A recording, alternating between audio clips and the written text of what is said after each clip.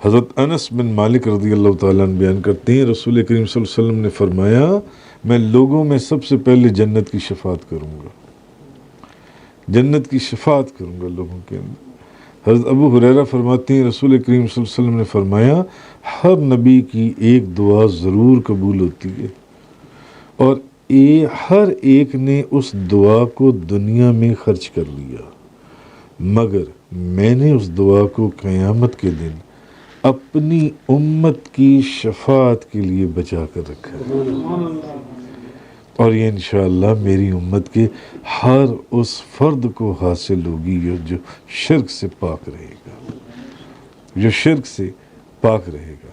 اسی طرح حضرت عبداللہ بن عمر بن عاص فرماتے ہیں کہ نبی کریم صلی اللہ علیہ وسلم نے قرآن کریم میں ابراہیم علیہ السلام کا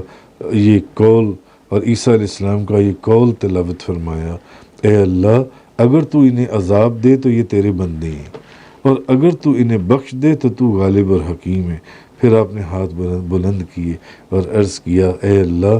میری امت، اور پھر آپ پر گریہ طاری ہو گیا۔ اللہ تعالیٰ نے فرمایا جبرائیل محمد کے پاس جاؤ اور پوچھو، حالانکہ وہ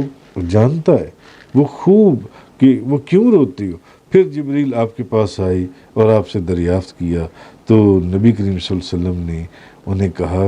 انہیں خبر دی۔ پھر جبریل نے جا کر اللہ تعالیٰ کی بارگاہ میں عرض کیا حالانکہ وہ خوب جانتا ہے۔ اللہ نے جبریل علیہ السلام کو حضور صلی اللہ علیہ وسلم کے پاس بھیجا اور فرمایا جا کر کہو ہم تم کو تمہاری محبوب، ہم تمہیں تمہاری امت کے بارے میں راضی کر لیں گے۔ آپ کی امت کے متعلق ہم نے آپ کو راضی کر لیں گے، آپ رنجیدہ نہ ہوں اور رنجیدہ نہیں ہونے دیں گے، ہم آپ کو رنجیدہ نہیں ہونے دیں گے، ہم آپ کی امت کے متعلق آپ کو راضی کریں گے۔